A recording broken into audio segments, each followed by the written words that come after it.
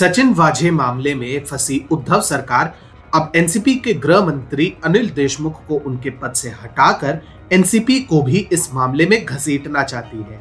अनिल देशमुख का इस्तीफा होगा या नहीं, ये तो समय ही बताएगा, लेकिन इतना तय है कि शरद पवार किसी भी हालत में शिवसेना को फ्री पास नहीं देने वाले।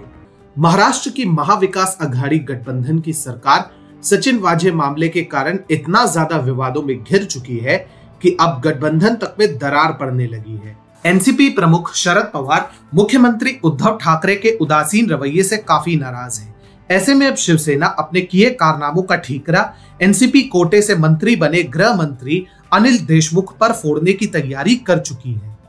रिपोर्ट्स की माने तो अब शिवसेना अनिल देशमुख को गृह मंत्री के पद से इस्तीफा देने का दबाव बना रही है।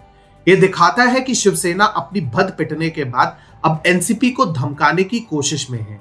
हालांकि शिवसेना का ये रवैया शरद पवार को रास नहीं आने वाला है और उनका ये एक कदम शिवसेना को मुसीबत में डाल सकता है। मशहूर बिजनेसमैन मुकेश अंबानी के घर एंटीलिया के बाहर रखे एक कार में रखे विस्फोटक और उस कार के मालिक मनसुख हिरेन की मौत से जुड़े मामले में महाराष्ट्र सरकार ने बेहद उदासीन रवैया दिखाया है, जिसके बाद शिवसेना नेता और मुख्यमंत्री उद्धव ठाकरे पर सबसे ज्यादा सवाल खड़े हो रहे हैं, क्योंकि मामले का संदिग्ध पुलिस अधिकारी सचिन वाझे सीएम उद्धव का करीबी रहा है।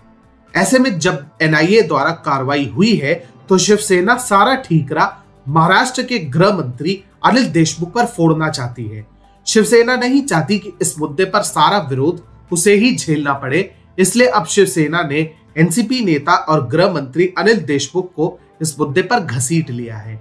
गृह मंत्री होने के इस मुद्दे पर अनिल देशमुख की काफी फजीहत हो चुकी है।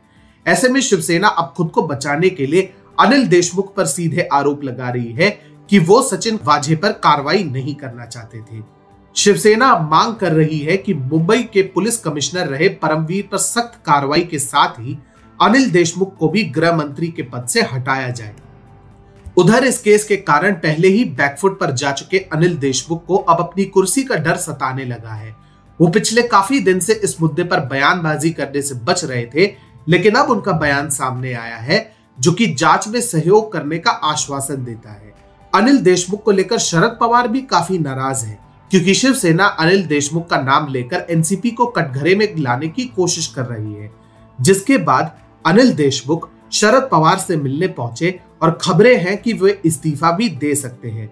वहीं उन्होंने केस को लेकर कहा, शरद पवार के साथ कई मामलों पर बात हुई है। साफ है कि वो अपने इस्तीफे को लेकर कुछ नहीं बोल रहे हैं, लेकिन शिवसेना के कारण उनकी कुर्सी खतरे में आ गई है। इसमें कोई शक नहीं है कि इस पूरे मामले में अब मुख्यमंत्री उद्धव ठाकरे और शिवसेना सारा ठीकरा गठबंधन की साथी पार्टी एनसीपी के नेता और गृह मंत्री अनिल देशमुख पर फोड़कर एनसीपी को भी इस मामले में घसीटना चाहती है।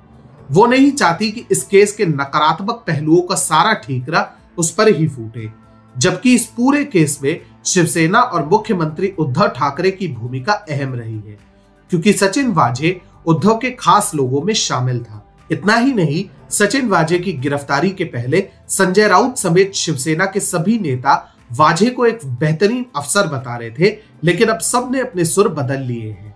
वहीं एनसीपी नेता शरद पवार इस मुद्दे पर भले ही अपने नेता अनिल देशमुख का इस्तीफा स्वीकार कर ले, लेकिन वो भी एक मजे हुए राजनेता है।